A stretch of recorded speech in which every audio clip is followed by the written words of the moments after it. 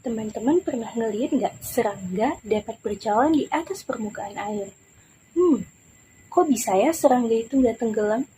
Yuk, mari kita bahas fenomena ini.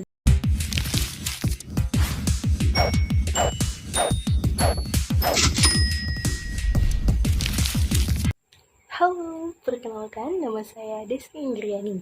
Kali ini kita akan sama-sama belajar tentang tegangan permukaan dan juga kapilaritas.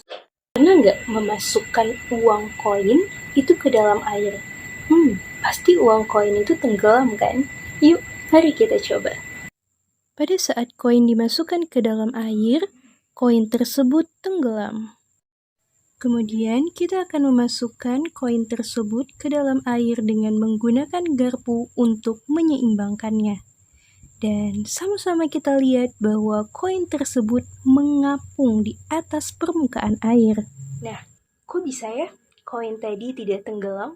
Itu berhubungan dengan tegangan permukaan.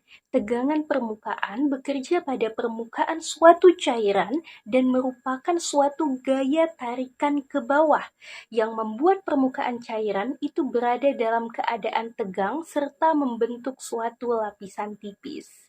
Nah, koin yang tadinya mengapung itu akan tenggelam jika ditekan. Ini menunjukkan adanya tegangan permukaan yang menahan permukaan koin itu.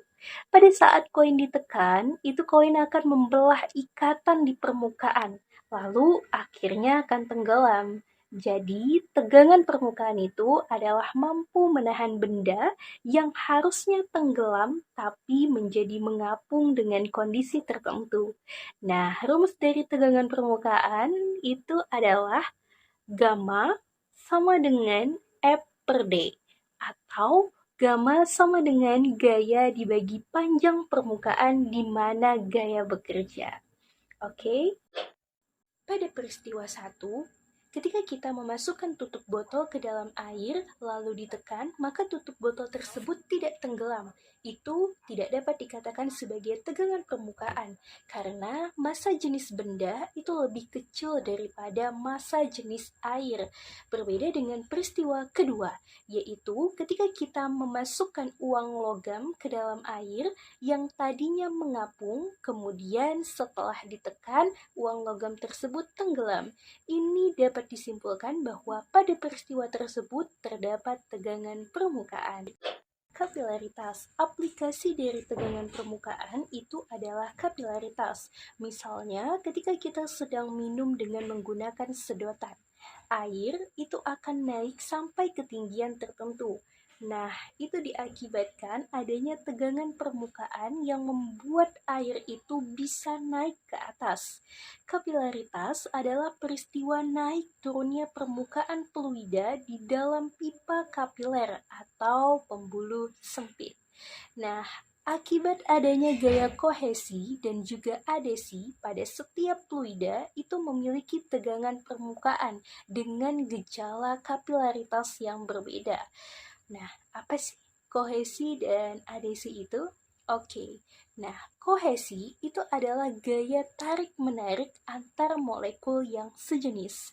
Sedangkan adesi itu adalah gaya tarik-menarik antar molekul yang berbeda. Nah, hal inilah yang akan menyebabkan mengapa air itu bisa naik. Contohnya, jika air di dalam pipa kapiler atau kita ibaratkan sedotan lah ya. Nah, gaya tarik-menarik antar molekul air dengan pipa itu cukup kuat sehingga air itu bisa menjadi naik. Berarti adesi lebih besar daripada kohesi. Nah, contoh lainnya itu adalah pada air raksa. Cairannya itu akan turun jika berada dalam pipa kapiler karena gaya kohesi itu lebih besar daripada gaya adesi, di mana gaya tarik-menarik antar molekul yaitu pada raksa lebih kuat dibandingkan dengan dinding pipanya.